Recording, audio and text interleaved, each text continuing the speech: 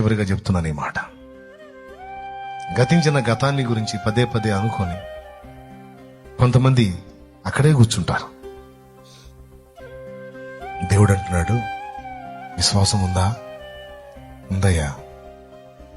అట్లయితే మళ్ళా ప్రారంభించాం. జారిపడ్డావా? అక్కడే కూర్చోవద్దు. పడటం తప్పు కాదు, పడ్డ చోటే ఉంటుంది తప్పు.